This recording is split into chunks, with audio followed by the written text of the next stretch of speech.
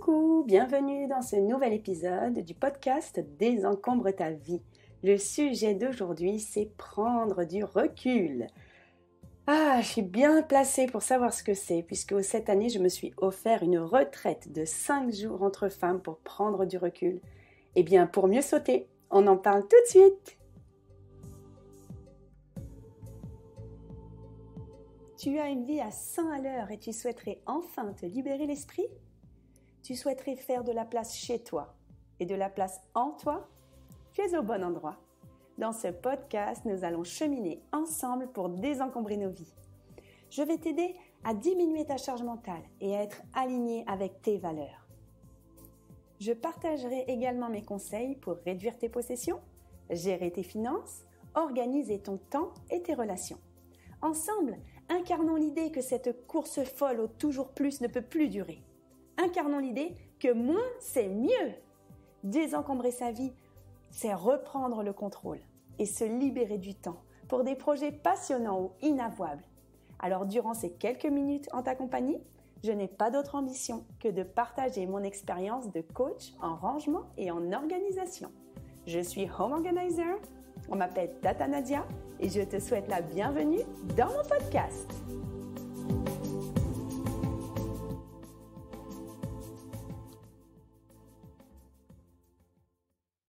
Coucou, bienvenue dans ce nouvel épisode. Je suis très contente d'aborder le podcast aujourd'hui, cette semaine, parce qu'en fait, c'est pas le sujet que j'avais prévu. Et en fait, ce sujet, prendre du recul, m'est venu parce que je suis rentrée il y a 2 semaines d'une retraite entre femmes que j'ai faite avec mon mentor en développement personnel, qui est Christine Levicki. Christine Levicki, elle est coach depuis 15 ans et elle est spécialisée pour faire briller les femmes, les faire briller dans leur talent et les faire émerger surtout leur brillance. Et c'est un sujet qui me plaît beaucoup, qui me parle beaucoup. Et du coup, j'ai voulu partager ça avec toi et avec vous toutes et vous tous qui m'écoutez. À quoi ça sert de prendre du recul ?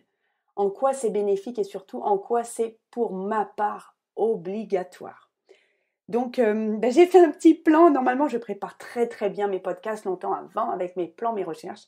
Et cette fois-ci, ce sera un petit peu plus improvisé. Donc, ça me plaît. Ça va chercher en moi le fait de diminuer la perfection.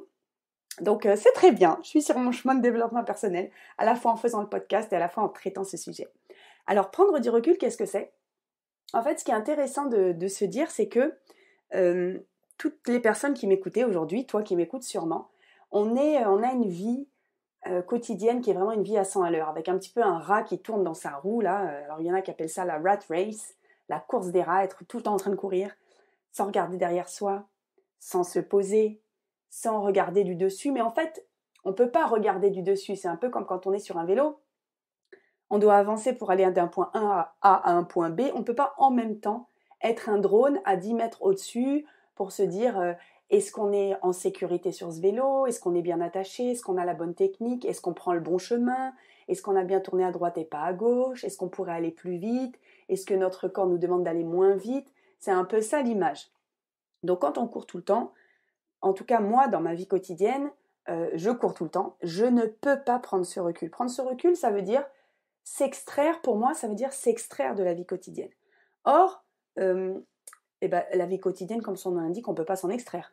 Puisqu'on se lève le matin, on s'occupe de la maison, on s'occupe des enfants, on s'occupe de son conjoint, on va au travail, on rentre le soir, on est fatigué, on fait à manger, donc on ne peut pas s'en extraire. Donc vraiment, déjà, si toi, tu as envie de prendre du recul sur ta vie, je t'invite vraiment à faire une cassure dans le quotidien, c'est-à-dire à t'extraire du quotidien, ou partir 2 jours quelque part où tu n'es jamais allé, ou partir seule. Ça, c'est l'idéal. Moi, quand j'étais jeune, j'avais l'habitude de partir seule. J'aimais beaucoup ça. Je suis partie seule dans plusieurs pays du monde. Et forcément, on fait des rencontres, donc j'ai pas été toute seule tout le temps. Mais j'étais seule, en tout cas, au démarrage de l'action. Donc là, moi, la retraite que j'ai faite, on était 9 femmes. Et le but, c'était de faire des exercices qui sortaient du quotidien, c'était de me retrouver seule pendant plusieurs heures par jour pour réfléchir, pour dormir, pour marcher. J'ai fait de la méditation en marchant, dans un labyrinthe de méditation par exemple. C'était hyper intéressant comme expérience. Mais alors, justement, pourquoi prendre du recul ? À quoi ça sert ? Donc en fait, ce qui est intéressant, c'est que parfois, il est nécessaire de faire des points, des bilans, un point bilan sur sa vie, pour se demander, où est-ce que j'en suis aujourd'hui? Est-ce que ça me convient? Est-ce que je veux y apporter des modifications à l'avenir? Pourquoi je veux apporter des modifications? Donc, par exemple, on peut se faire un point, je vais dire un petit peu les exemples de points que tu peux te faire. Alors, bien sûr, le premier auquel on va penser, c'est un bilan de sa vie professionnelle. C'est-à-dire, est-ce que le métier dans lequel je suis m'apporte de la satisfaction? On peut dire m'apporte de la joie, même s'il faut savoir qu'il n'y a que 92% des Français qui sont satisfaits de leur métier, de leur profession en tout cas, 92%, qui ne sont pas satisfaits pardon, de leur boulot. Donc il n'y a que 8% qui sont contents d'aller au travail le matin, 8% des Français. Après, on peut ne pas être content pour plein de choses. Ça peut être, on peut ne pas aimer le métier, on peut ne pas aimer la rémunération, on peut ne pas aimer le lieu, on peut ne pas aimer les personnes avec qui l'on travaille. Donc ça, ce sont les questions intéressantes à se poser. Et souvent, il suffit de pas beaucoup d'ajustements au niveau professionnel pour avoir une satisfaction plus grande. Parce qu'il y a des gens qui veulent parfois tout plaquer, dire je fais une reconversion professionnelle complète, alors qu'en réalité, quand on arrive à prendre du recul et à se poser sur qu'est-ce qui ne me convient pas aujourd'hui dans mon activité professionnelle, bah parfois ce sont des petits détails. Vraiment des petits détails. Ça peut être je ne supporte pas de bosser avec tel collègue. Eh ben, est-ce qu'on peut changer de service? Je travaille trop loin. Est-ce que je peux faire plus de télétravail? L'antenne dans laquelle je travaille, encore une fois, est trop loin. Est-ce qu'il y a une antenne plus près? Enfin, je ne peux pas traiter tous les cas, mais ce sont souvent de petits ajustements qui ne nécessitent pas forcément de changer complètement de métier. Donc déjà, ça c'est la première chose intéressante. Par contre, ça demande de s'extraire du boulot pour se dire ça, parce que quand on est la tête dans le guidon, on va voir que les choses noires, on va voir les choses les plus faciles, à se dire il n'y a rien qui va, mais souvent c'est pas ça. Moi j'ai des amis qui ont fait des coachings en reconversion professionnelle et qui à la fin se sont trouvés, ou même des bilans de compétences, se sont trouvés à dire que le meilleur métier pour elles, c'était celle qu'elles étaient en train de faire. Donc c'est quand même intéressant de se dire ça. Au début, il y en a qui étaient déçus, et au final, elles se disent, bah oui, c'est vrai, je suis bonne, ça me plaît, j'ai des compétences, etc. Donc très intéressant de se faire le bilan au niveau professionnel. Après, quelque chose d'important, bien sûr, c'est niveau personnel. Au niveau personnel, c'est très intéressant de prendre du recul sur plusieurs aspects, notamment sa vie de couple, sa vie dans sa famille, en tant que parent, en tant qu'enfant, c'est-à-dire avec ses propres parents, avec ses propres enfants, dans sa fratrie, et puis également au niveau vie perso, avec ses amis. C'est-à-dire, est-ce que les gens qui m'entourent, que ce soit de la famille ou des amis, sont des gens qui me tirent vers le haut? Est-ce que les gens qui m'entourent sont des gens qui m'apportent une satisfaction dans ce que je cherche? Donc pas forcément de se dire est-ce qu'ils m'offrent en retour ce que je leur donne? Ça, ça marche pas forcément donnant, je donne 50, je reçois 50. Mais est-ce que je suis remplie dans mes amitiés? Est-ce que j'ai toujours des oreilles pour m'exprimer sur tous les sujets de ma vie? Ça, c'est très intéressant. Par exemple, on peut avoir une amie pour s'exprimer sur quand on a des soucis personnels avec son couple. On peut avoir une autre amie qui va nous porter sur le boulot. On peut avoir une autre amie qui va nous porter sur des projets. Donc ça, c'est bien. Mais c'est intéressant de se dire, est-ce qu'aujourd'hui, je suis entourée de personnes qui me correspondent? Est-ce que je suis entourée de personnes qui me ressemblent? C'est intéressant de savoir que on dit qu'on est le reflet des 5 personnes les plus proches de nous. C'est-à-dire que les 5 personnes qui sont dans notre cercle le plus petit, on peut considérer son conjoint quand on est en couple, peut-être ses meilleurs amis ou si on a de la famille à côté, ces 5 personnes-là nous reflètent. Ok? Donc si on est entouré de 5 personnes suicidaires et alcooliques, il faut se poser la question, est-ce que je vais bien dans ma vie? Si on est entouré de 5 personnes qui font la fête tout le temps, est-ce que la vie de fête me convient?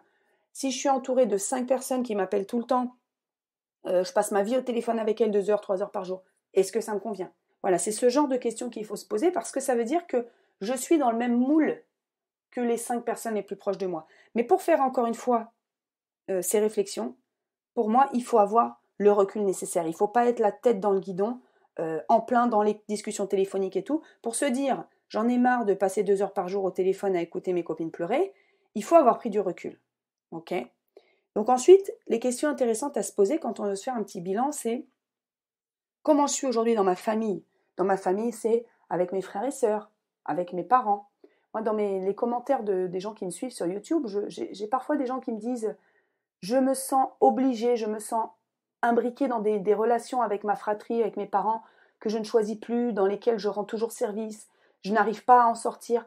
C'est intéressant de s'en rendre compte. Parce que la base pour trouver des solutions et pour essayer de changer les choses, c'est déjà de se rendre compte d'où on en est. Ok ? Se rendre compte d'où on en est. Ensuite, on peut se faire un bilan. Moi, j'aime beaucoup me faire un bilan sur mes projets. Quand je suis tout le temps la tête dans le guidon, j'ai beaucoup de mal, en général, à me mettre une barre pour me dire, pas une barre, mais à voir mes objectifs, en fait. La barre, ce serait plutôt mes objectifs. À me dire, est-ce que j'ai des objectifs? Est-ce que je cours dans une roue comme un hamster, là, en rond, ou est-ce que je sors un peu de la roue pour m'en trouver une plus grande, pour m'en trouver une plus belle, pour m'en trouver une plus alignée? Et ça, je trouve que dans la vie quotidienne, c'est difficile de se poser ces questions-là. À la fois si on vit seul ou si on vit en couple, est-ce qu'on a des projets qui sont alignés avec ce que l'on veut pour les 10 ou 20 prochaines années? J'ai souvent parlé de ça dans mes publications. C'est en fait les actions que tu vas poser aujourd'hui sont les actions qui te donneront les résultats dans les 20 prochaines années. Pas dans 20 ans, mais les 20 prochaines années que tu veux vivre, tu dois poser les actions aujourd'hui. Tu ne peux pas te réveiller dans 20 ans et dire j'ai rien fait. Ah mince, j'aurais dû faire ci, j'aurais dû faire ça. Ok ? Donc c'est aujourd'hui qu'il faut poser ces actions-là. Mais ça, il faut encore en avoir conscience. C'est-à-dire qu'il faut sortir de sa petite roue pour se dire quels sont les projets que je veux. Quels sont les projets à titre professionnel? Quels sont les projets à titre financier? Quels sont les projets à titre personnel? Par exemple, en ce moment, tu le sais peut-être, j'ai lancé mon programme pour se former à devenir home organizer. 10 semaines, un programme de 10 semaines pour augmenter ses revenus et réenchanter sa vie. Ça fait partie, moi, des projets que je m'étais posé. C'est-à-dire, le projet que je m'étais posé, c'était je veux augmenter mes revenus tous les mois. Comment faire? En étant maman solo, en ayant un boulot à côté, en ayant une vie quotidienne chargée, je m'étais posé la question comment augmenter mes revenus. Et donc, c'est ce que je propose aujourd'hui, c'est une des pistes et une des solutions. Et ça fait partie des réflexions que je m'étais posées et des projets que je m'étais mis en route. Quand j'ai créé mon entreprise, Range et Changer, aujourd'hui, maintenant, j'ai ma chaîne YouTube, j'ai mon podcast, j'ai 2 programmes en ligne. Mais au tout début, je m'étais dit, je vais devenir home organizer pour augmenter mes revenus. Voilà. Et ça, c'était il y a 4 ans. Donc, je suis encore dans ce projet. Ce projet a maturé, ce projet a évolué, il évolue encore. Mais si je n'avais pas posé une action il y a 4 ans de me dire, je vais me former avec Marie Kondo pour devenir home organizer et je désencombre ma maison parce que j'ai besoin de souffle, j'ai besoin d'air, j'en serais pas là aujourd'hui. Et je serais encore à tourner en rond dans ma roue de bordel, dans ma roue de hamster, à me dire j'ai le bordel partout, ça va pas dans ma tête, ça va pas dans mon couple, ça va pas dans ma famille. Donc j'ai posé une action, ok? Donc ensuite, ce qui est intéressant de se dire, c'est si jamais je ne prends jamais de recul. Donc ça, c'est une question que je t'amène à te poser. Il y a des gens, moi je suis en train de me ronger la peau pendant que je fais le podcast. Non mais franchement, Nadia, j'ai discuté avec une copine qui me dit mais moi, je peux pas me projeter l'année prochaine. Non, mais moi, je peux pas me projeter dans 6 mois. J'ai pas le temps de me projeter. C'est une maman de famille nombreuse. Elle travaille pas, donc elle a pas mal de trucs, charge mentale à mort. Elle s'occupe beaucoup de la maison, etc. Et la question que je lui ai posée, et je t'invite à te la poser si toi aussi tu as la même réflexion, c'est pourquoi tu ne t'autorises pas à prendre du recul? Alors, bien sûr, il ne s'agit pas de partir une semaine sans la famille, payer 4 000 € et partir à l'autre bout du monde. Mais pourquoi tu ne t'autorises pas une journée? Pourquoi tu ne t'autorises pas un week-end? En fait, la question principale à se poser, c'est qu'est-ce que tu as peur de découvrir? Quel est le vide que tu vas faire dans ta vie ou dans ta tête ou dans ton cœur et qui va te faire peur? Alors, autrement, je vais essayer de poser la question différemment. Moi, j'ai une maman, une mère de famille que j'accompagne en coaching de vie. Et elle, concrètement, on en est arrivé à dire que elle n'aime pas le vide. Parce que quand elle est dans le vide, quand elle n'est pas dans la multi-action, elle fait 1 milliard de choses en même temps. Et quand elle n'est pas dans le multi-action, son problème, c'est que dans sa tête, ça travaille, et ça tourne, et ça tourne, et ça tourne. Et elle se crée des angoisses, et c'est quelqu'un qui est très anxieuse, elle a subi un gros traumatisme dans l'enfance, et elle est très angoissée, cette personne. Et en fait, se poser, se reposer, pour elle, c'est laisser la place à l'angoisse. Ça veut dire aussi que tu as encore des choses à travailler. Ça veut dire aussi que c'est pas en fuyant et en tournant toujours dans sa roue qu'on va réussir à affronter nos démons. Parce que pour les affronter, il faut justement se poser. Est-ce que la prise de recul, ça ne nous permet pas d'accueillir le silence, d'accueillir de la place en soi pour voir ce qui émerge? Et ce qui émerge, on va faire 1, 2, 3, fight. Parce qu'au bout d'un moment, on est obligé de se fighter. Au bout d'un moment, on est obligé de les affronter, nos peurs et nos démons. On n'a pas le choix. On va pas vivre. On a le choix, si, on a le choix. On peut ne jamais le faire. Mais c'est vraiment pas la vie que je te souhaite. Donc si tu as envie de te dire, j'ai envie de prendre du recul pour faire un petit bilan de ma vie, tout simple, il faut être OK aussi pour te dire que tu vas affronter le vide, tu vas affronter la place en toi et tu vas affronter ce qui arrive en toi. Parce que peut-être que ce qui va arriver, ça va pas te plaire. Ça va peut-être pas te plaire. Moi, quand j'ai fait le dernier challenge, dans 30 jours, j'aurai, donc je fais ça avec ma communauté YouTube, on dit dans 30 jours, j'aurai, on s'engage sur un projet et on le travaille pendant 30 jours. Il y a 3 femmes qui ont dit dans 30 jours, j'aurais quitté mon mari. Elles ont pris cet engagement. C'était dur, je trouve ça hyper dur de se dire, je dois quitter la personne avec qui je vis. Mais elles ont fait ce choix. Et ça, c'est venu à elles, parce qu'elles ont laissé la place. Alors, je te dis pas, toi qui écoutes mon podcast, de quitter ton mari demain. Hein. Attention, moi, je suis pour la paix des ménages. Je veux vraiment pas que tout le monde quitte son mari. Mais prendre du recul, parfois, c'est prendre, en tout cas, laisser la place à des choses qui vont venir pour prendre des décisions importantes, des décisions graves. Mais ces décisions, elles sont importantes pour les 20 prochaines années de ta vie, peut-être même pour les 40 ou les 50 prochaines années de ta vie. Donc, est-ce que ça vaut pas le coup parfois de se laisser émerger, de se laisser submerger, de se laisser submerger par ça? Alors, si tu veux qu'on parle aussi d'émotions, j'ai fait un épisode de podcast récemment, donc tu peux voir comment gérer les émotions, l'autorégulation des émotions, parce que ça joue aussi pour moi avec la prise de recul et avec faire de la place pour écouter ce qui vient en soi. Parfois, ça va être des émotions qui vont se révéler à nous. Hein, donc, quand je suis dans cette situation, ça ne va pas. Quand je suis avec cette personne, ça ne va pas. Et la prise de recul va accentuer ça, va nous aider à nous dire « cette personne, elle est toxique pour moi » ou « vraiment, elle ne m'apporte rien, elle ne m'apporte que des choses négatives, je ne suis pas bien en sa présence, je n'avance pas, elle me tire vers l'arrière. » Donc, voilà, la prise de recul importante, écouter ses émotions, écouter, certains disent, ses intuitions. Moi, je ne suis pas trop basée encore sur les intuitions, sur l'intuition. Je fais confiance à mes émotions pour écouter mon intuition. Donc voilà un petit peu le sujet dont je voulais parler aujourd'hui, Alors, je suis en train, c'est pas encore validé, mais je suis en train normalement de concevoir, avec une amie qui est coach, je suis en train de concevoir peut-être pour l'année prochaine, donc juin ou juillet 2023, je suis en train de concevoir une retraite pour femmes, justement avec la prise de recul, désencombrer sa vie, se recentrer sur soi et ses projets. Donc, on est en train de concevoir le projet, le concept, on n'a pas encore hyper validé le lieu. Donc, c'est surtout ça aujourd'hui, qui est un peu touchy. Mais je reparlerai bientôt, si ça se fait, je te reparlerai bientôt de cette retraite pour femmes que je partagerai parce que, en fait, j'ai envie de partager, comme d'habitude. J'ai envie de partager les choses extraordinaires qui m'arrivent dans la vie. J'ai pas envie de les garder que pour moi. Donc, j'ai envie de les partager avec d'autres femmes pour les inspirer, pour les guider comme moi, je peux être guidée par d'autres. Et également, tu sais que j'ai sorti mon programme de formation Devenir Home Organizer, donc n'hésite pas, tu auras tous les détails dans le podcast, sous le podcast. Et puis, ça en est fini pour aujourd'hui. J'espère que le sujet t'a plu. J'espère que la prise de recul, c'est quelque chose que tu sais faire ou alors que tu souhaiteras bientôt mettre en place. Dis-moi tout dans les commentaires si tu m'écoutes sur YouTube.